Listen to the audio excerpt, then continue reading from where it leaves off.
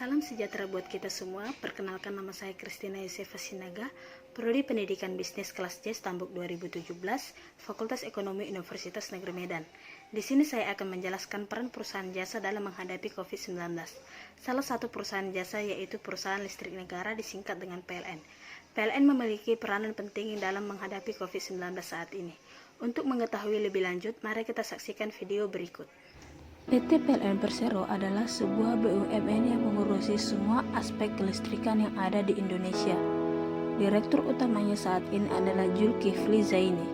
Zulkifli memastikan bahwa pelayanan ketenaga listrikan yang disediakan PLN kepada pelanggan dan masyarakat luas tidak akan berkurang atau menurun akibat merebaknya wabah COVID-19.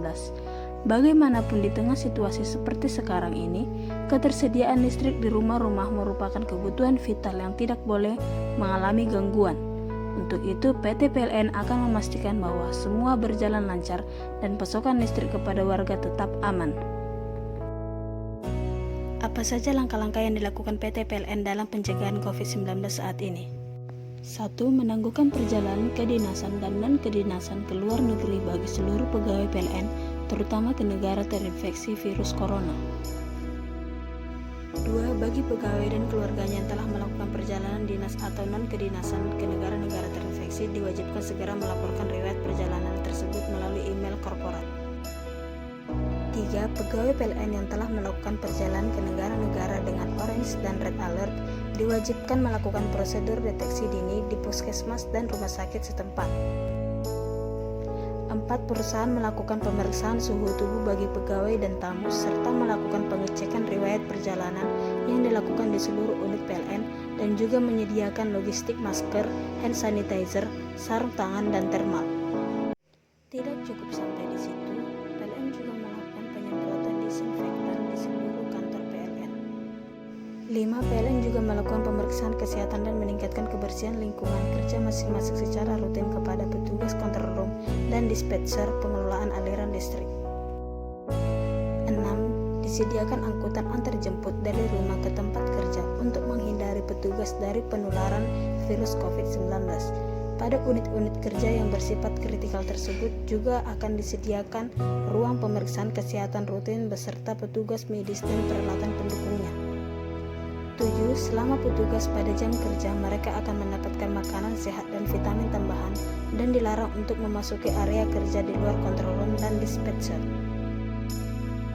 8. PLN juga menambah unit control system sebagai cadangan untuk memastikan bahwa pasokan listrik kepada masyarakat tidak terganggu. Lalu, bagaimana peran atau strategi yang dilakukan oleh PT PLN dalam menghadapi COVID-19? 1. Dengan tetap meningkatkan kesiagaan dan kesigapan untuk menjaga pasokan listrik kepada masyarakat di tengah meningkatnya wabah COVID-19 dengan menerapkan standar yang lebih tinggi terutama pada operasi penyedia listrik, pengaturan beban, transmisi, dan distribusi. 2. PLN mendukung penuh kebijakan pemerintah untuk membebaskan pembayaran listrik bagi 24 juta pelanggan dengan daya 450 volt ampere dan memberikan diskon 50% bagi 7 juta pelanggan dengan daya 900 volt ampere bersubsidi. Keringanan biaya listrik ini akan berlaku selama 3 bulan yakni April, Mei, dan Juni 2020. Untuk lebih jelasnya, mari saksikan video berikut. Saudara, salah satu yang jadi kebijakan pemerintah pusat dalam mengatasi dampak pandemi corona adalah menggratiskan biaya langganan listrik PLN untuk pelanggan yang menggunakan daya sebesar 450 volt ampere. Kebijakan ini berlaku selama 3 bulan. Untuk pelanggan listrik 450 VA yang jumlahnya sekitar 24 juta pelanggan akan digratiskan selama 3 bulan ke depan, yaitu untuk bulan April, Mei, dan bulan Juni 2020.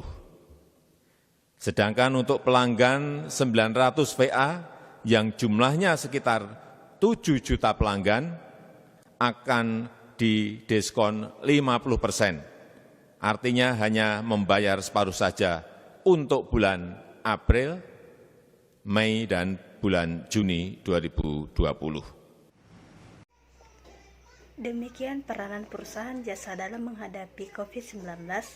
Jika ada kesalahan, mohon dapat dimaklumi. Sekian dan terima kasih.